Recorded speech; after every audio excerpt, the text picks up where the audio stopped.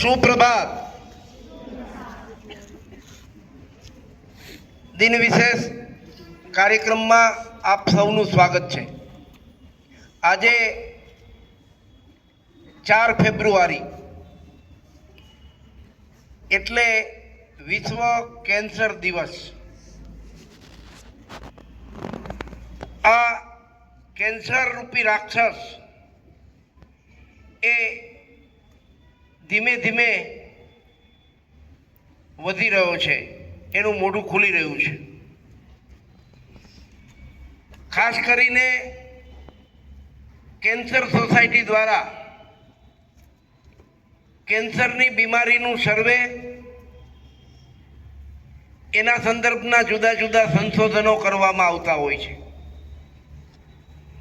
ખાસ કરીને જમીન, પાણી અને હવા, એનું પર્યાવરણ જે બગડી રહ્યું છે, જમીન રોજથી રોજ વધુ પડતા રાસાયણિક ખાતરોના ઉપયોગને પરિણામે જમીનનું પર્યાવરણ દૂષિત થઈ રહ્યું છે. એ દૂષિત જમીન પર પાણી પડે, ગળાઈને નદી સરોવરમાં જાય, એ પાણી દૂષિત થાય અને જુદા જુદા પ્રકારના ઔદ્યોગિક ધુમાડાઓ અને બીજા બધા કારણોસર હવા પણ દૂષિત થઈ રહી છે. એટલે આ કેન્સરની બીમારી વધી રહી છે, ખૂબ મોટા પ્રમાણમાં વધી રહી છે. છેલ્લા વર્ષમાં સૌરાષ્ટ્રમાં 5000 કે તેથી વધુ નવા કેન્સરના દર્દીઓ નોંધાયા છે. એટલે આ દૂષિત જમીન, પાણી અને હવા, આ ઉપરાંત જુદા જુદા વ્યસનો અને એક બીજું મહત્વનું પરિબળ છે જંક ફૂડ, કે જેમાં વપરાતા જુદા જુદા પ્રકારના કેમિકલ. બહુ ખતરનાક રીતે આ જંક ફૂડ એ આપણા સ્વાસ્થ્યને નુકસાન પહોંચાડી રહ્યું છે અને કેન્સર જેવી મહામારી તરફ આપણને ધીમે ધીમે ધકેલે છે.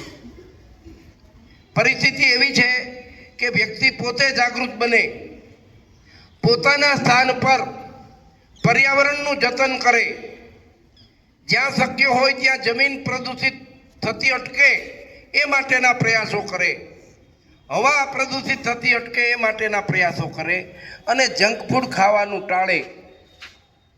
ખાસ કરીને જુદા જુદા પ્રકારની ટેબકો, તમાકુ અને એમાં જે નિકોટિન નામનું તત્વ છે એ અનેક રીતે લોકોને કેન્સર તરફ ધકેલી રહ્યું છે. ત્યારે આ અંગે જાગૃતિ કેળવીએ, કેન્સરના દર્દીઓ પ્રત્યે સહાનુભૂતિ દાખવીએ, ભવિષ્યમાં આપણે એનો ભોગ ન બનીએ એની કાળજી રાખીએ, જાગૃત બનીએ, એ જ એનો ઈલાજ છે.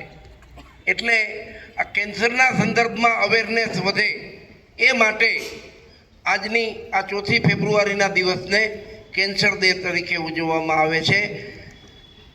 જય હિન્દ, ભારત માતા કી જય, વંદે માતરમ, જય જય સ્વદેશી.